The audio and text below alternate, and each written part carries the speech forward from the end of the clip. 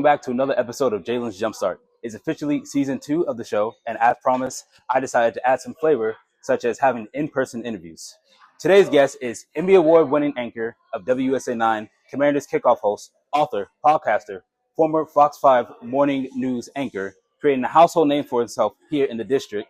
He's covered news and sports in numerous places, such as Jackson, Mississippi, Fresno, California, North Carolina, Nashville, and Atlanta.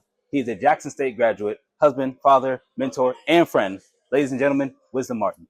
Wisdom, my man, how's it going? What's up, man? Good How to you see doing? you. Good to see It's you. good to be seen. It's good to be here. It's good to be here. I want to thank you for coming on the show. Oh, it's absolutely my pleasure. Yeah, of course. Proud of everything you're doing. Yeah. Young man, up and coming. Yeah, absolutely. Yeah. So when I go through that list of all your accomplishments, all Right. you have done throughout your career, what speaks to you the most?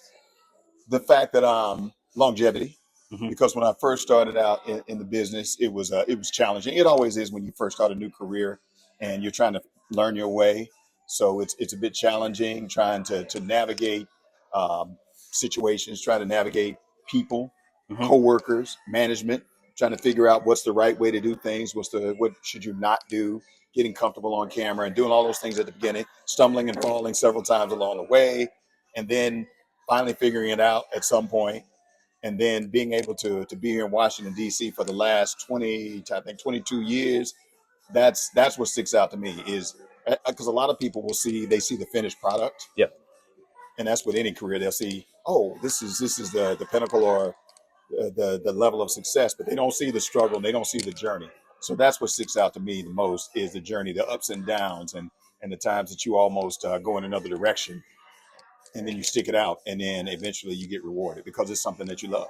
Yeah, as a what I like to say as a baby to this business, I'm learning that we have to sacrifice so much, Yes. just to do more and just to be outstanding, Right.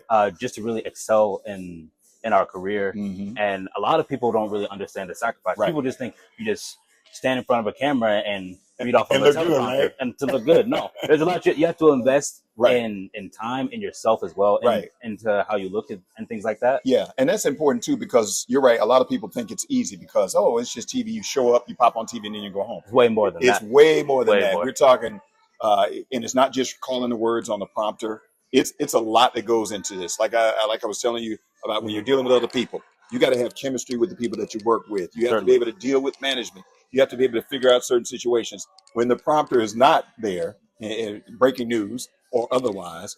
What are you going to do? So those are the things that you learn along the way. Because when I first started out, obviously my focus was on I'm going to read this prompter, and every word they put on this prompter, like Ron Burgundy, that's what I'm going to do. I'm going to call all these words, and that's the only thing I'm focused on. So if you deviated from that, I was lost. Mhm. So over time, you get used to doing that, and you start thinking, okay, what am I going to? You become more seasoned. You start thinking, okay, when that prompter is not working, I got to be ready because at any point, anything could happen. Breaking news. I got to be ready, and I got to study my environment. So it's a lot to this. There's many different layers and levels, and people just don't see that. And not to mention, the working on the weekends, working overnights, I was working on working holidays. Today. Yeah, I know. Yeah, all of those different things. It's part of paying your dues. It's part of paying your dues. One of the things that the anchors tell me where I work is you have to tell the story. Right. Don't just read off of the prompter. Right. You're going to sound like a robot doing that. Right. Picture the audience that you want right in front of that prompter. Absolutely. Yes. Yeah. And the important thing is you have to be able to communicate. Anybody can call words, but think about any good news person or sports person or commentator that you enjoy watching. Yes. It's because they're not just calling the words. They're not just reading the prompter. It's something about them that says, I am comfortable. I am going to tell you this story. I am going to tell you these facts. And you're like, oh, okay. And it's certain about the way that you do things. It's a certain way that you do things that people are like, oh, okay, I can deal with this guy. And they don't turn the channel. Yeah. At least not initially. But so yeah, that's important too, is to be able to connect with the audience. And a great way to do that is with knowledge. Every time I step into a situation, I like to over prepare. So if we're talking about the inauguration, I'm not just going to prepare for the inauguration that I'm here and that I'm in, because I've done a bunch of them. I've done Bush, both Obamas, Trump, Biden, and now I'm about to do Trump again. I even did, I did the Bush before that too. But always getting ready. So Yes. it wasn't just about, okay, here's what's happening today. I'm coming with historical context. Here, since I've been here a long time, I can talk about the other inaugurations. I can talk about the ones that I haven't been at, and even the historical perspectives about the people that are running, the people that ran, what happened in it. So all of those things, knowledge. Yes. All the Knowledge, little and this things. is across the board. Again, it doesn't matter whether you're doing sports, news, or weather. Knowledge is very important. It Certainly. shows that you are paying attention. It shows that you have done your homework and your research, and people do appreciate that. Yes, homework is key. Yes. Now, kind of stemming from that, where does your passion from storytelling really stem from? I've always just enjoyed the journey of telling the story and sitting down, and it's just like we're having a conversation right now.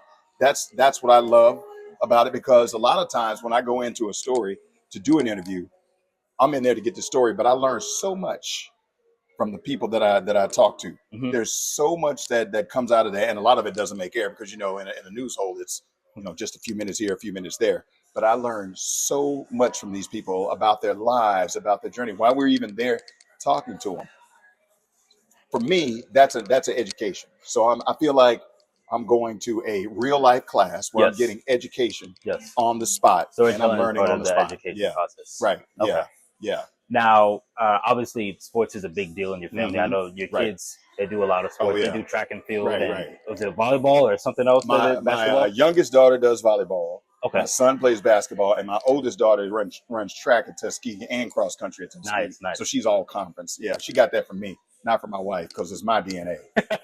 It's my DNA. My DNA. She got the good genes. I'm claiming that. Yeah. She got the good genes. So when you're talking about sports, I know you and Chick do your thing with the Commanders kickoff. Right. What's that really like? Is that only in the studio? I saw you guys at Ashburn at the Commanders training camp. Like, how do you determine what's important to talk about? So the format is Chick is always with the team. If they're at home, he's at the stadium, Northwest Stadium. If they're on the road, he's wherever they are. So in the studio, it's me and Sean Springs, former Commanders football player, played with the Seahawks as well, went to Ohio State. So we're in studio and we do the back and forth. So what happens is we briefly mention what has already happened the week before, that the team either won or lost, and talk about some of the highlights of that. And then we move forward to what we're looking forward to today. There's buying or selling, where we ask the audience, do you think this will happen, or do you think this will happen? Then we have Sean Springs does his keys to the game, how he thinks that what the most important parts of the game are that will be in favor of the Commanders, and how they need to what they need to do to turn the tide. It's only 30 minutes, so it's quick. It's really quick. I mean, when you sit up there and sit down and start talking, and then Chick starts going, and then Sean starts going, and then if Chick has a guest, it's a wrap. Next thing you know, show's over. But so that's how the format goes, and it's fun right now because the team is winning and it's a different environment. So that's how it goes. And since we're on the topic of football, I want to talk about your novel here, Pass Interference. Right. What should readers really expect from this book? Like, what's the big message of Pass Interference? I talked a lot about the journey. That's what this book is about. It's about the journey of the black quarterback throughout history, because initially back, it goes all the way back to the 50s. I interviewed players that played in the 50s, 60s, 70s, all the different eras up to now. And they talked about the struggle, and it's about leadership. Not just, it was bigger than football, because quarterback is the most important position in football. That was basically the face of the team and the leadership position on the team. Right. And how initially when the league started, they didn't want people that looked like me and you out there on the field to be the quarterback. They didn't want that. There was a time period that ran right up beside the baseball, where they refuse to integrate. Same thing in foot. It was kind of the same thing in football. But the quarterback position was slow to develop because they just did not, number one, and it's in the book too, the players were saying how they didn't believe in them. They didn't think they were smart enough. They didn't think they had the leadership qualities. They just didn't. And immediately when they saw the skin color, they were like, nope. It was about, I think another thing is, it was about trust. Yes. The quarterback is a very important position, probably the most important on the field. Right. And so historically, it's always been our white counterparts who has kind of ruled out that position. Right. And so and the issue was that you've had quarterbacks throughout history that have been very successful in college. Yes. But when it came to getting in the pros, initially 60s and 70s, for the most part, they were ignored. We're talking about all the way up until Doug Williams, at one point in the late 70s going into the 80s, Doug Williams and Vince Evans were the only two starting quarterbacks in the entire league.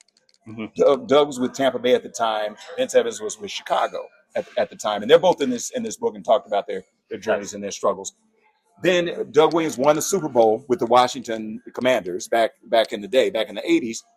There wasn't another black quarterback to win the Super Bowl until Russell Wilson. And I'll never forget that night, watching Doug Williams do that, MVP. Dan Dierdorf was commentating in that game. And he said, I hope this puts to rest all the stereotypes about the black quarterback not being able to lead a team to the championship. What were the emotions like? It was unreal. It was like at the time, it felt like this is unbelievable. This is a groundbreaking moment. This is a life-changing moment for sports and leadership. But in reality, it wasn't. Because Doug won the Super Bowl, was the MVP, played a couple of games the next year, and then on the bench, Washington continued to have success. But Doug didn't play for anybody else. And there was all kind of reasons. They said health and age, but they were getting other quarterbacks who were less than Doug, who were not as healthy as Doug, and they were older than Doug, and they were giving them opportunities. And that's the struggle that's highlighted in this book. Because, again, you would have the success, and then all of a sudden, somebody that was inferior to you skill-wise would be getting opportunities. There's a story in here about how there's a guy named Dominic Pearson. He came out of Syracuse. Nice. Okay. He played the same time period that Troy Aikman played.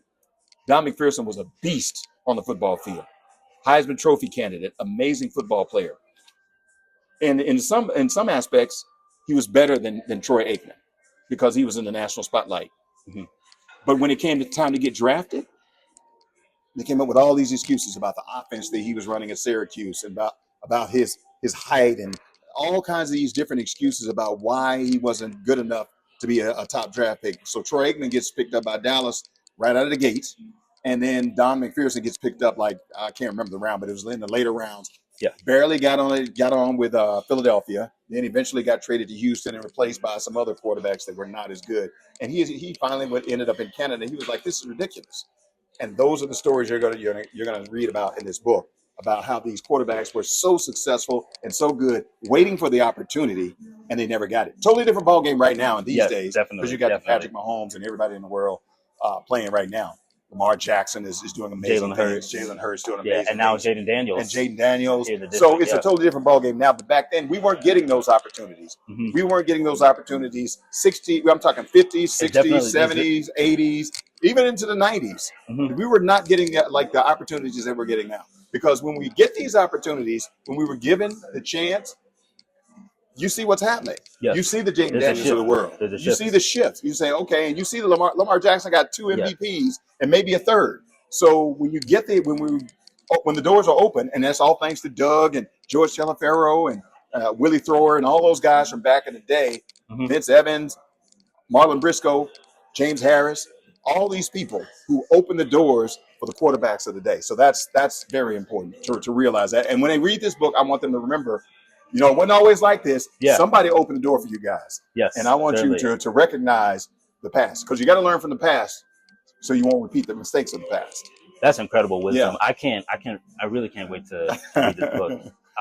And I missed your book signing. So I want to know what was that like? I mean, you had all those supporters in the room.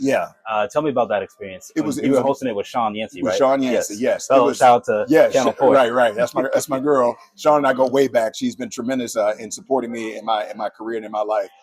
It was amazing because some people know the story, and some people don't know the stories, and they're fascinated by the stories that are in this book and about the journey, because they're familiar with how racism works and how discrimination works. And you can deny it all you want or say it's not a real thing, but it did happen.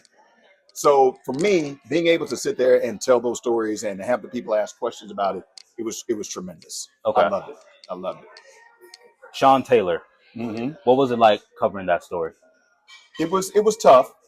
I'll never forget the day that happened, the morning that happened, actually the morning that it came across on air. I was in the car. I was in Bowie, over by the Chick-fil-A in Bowie, on my way. I don't know. I was working a night shift, but I was on my way somewhere over there, then maybe to the gym or whatever. Okay. And I was listening to the radio. Doc Walker was on the radio, and he's like, Sean Taylor, I forgot who his co-host was, but he was like, Sean Taylor is shot. blah, blah, blah. And he's in Florida. And I'm like, okay, he's shot. He'll go to the hospital. He'll be fine. And then Doc Walker, Sean Taylor's dead. And I'm like, Sean Taylor's dead? Yeah. What do you mean Sean Taylor's dead? So I'm That's in a the huge radio. thing. I'm shocked because this young man was phenomenal football player, and he was on vacation. Well, he was off. He was hurt, so he was at his home in Florida. And Doc starts telling this story about what happened, and I was like, "What?" So then we go down there and start covering the story. It was horrible from a sense of it was so tragic. He was so young, gifted, and talented.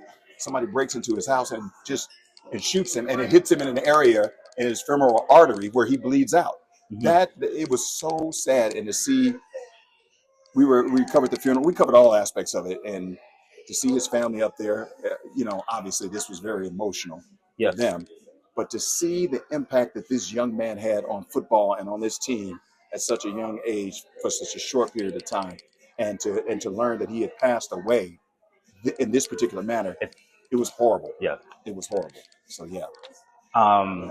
You've been anchoring in DC since 2003, I believe. Oh my gosh, I've been here since 2003. Yeah, on and off. Yeah. Okay. Yeah. So I mean, what about DC really kept you here? Like, what drew you to DC? Like, what do you love about covering news and sports in the district? Because I like to call it the LinkedIn city. That's how I think. Because there's always opportunity. Right. I want to know from your perspective, like, what do you love about DC so much? DC is it's so unique and special because you have Washington D.C., the nation's capital, home of politics, like the power of the universe is right here in Washington D.C.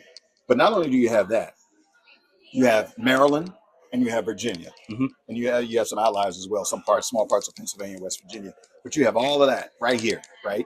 And then you have all these different jurisdictions, the local jurisdictions, the park police, and all these different things. So being able to be here and to learn all of that and to develop all that, and to be here where you're Smithsonian, where all these museums are at the hall.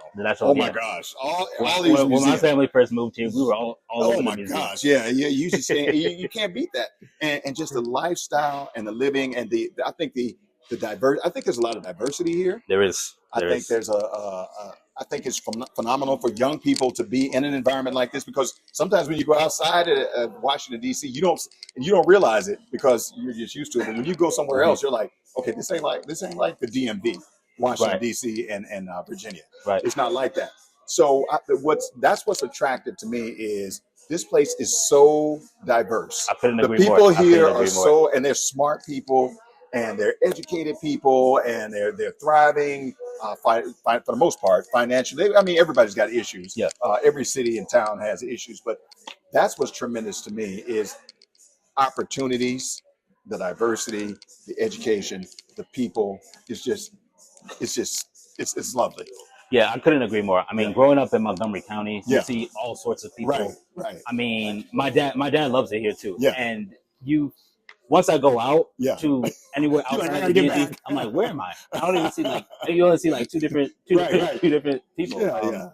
So before we wrap up here, I want to know what's something you can tell young rising professionals like myself. Right. What's like the biggest piece of advice you can give them? And then maybe what's something you would tell a younger Wisdom Martin? What I would tell young professionals is come up with a plan. Always have a plan. Like your goal, your destination, wherever you want to go, have a plan. And it's also important to be able to network and to outwork everybody. Yes. You're going to be in a situation where if they say come in at 6 p.m, or you got to make that quick turnaround. You got to make a quick turn, whatever it is. I always say, okay, if they say come in at 6, I'm going to be there at 5:30. I never want to be late, and I always want to outwork everybody. Yes. I always want to learn more. I always want to do more. I always want to say more, just because that's how you thrive. Yes, is knowledge is power, and if you're able to convey that, like I told you earlier, you're able to connect with the audience, and people will respect you, and they will respect what you're doing. What I would tell a young Wisdom Martin is that same thing: is stay focused, don't give up. It's a journey, and it doesn't matter if somebody else is getting whatever they're getting right now, because stay on your path and stay focused on what you're trying to do to get to your goal. Perfect. Embrace the journey. Persistence is key. That's right. That's the message I want to pass to you. Knowledge is power. I will. Yes. All right. Well, I appreciate you, man. Thank you, sir. I appreciate you. Always. Yes. Always. Anytime.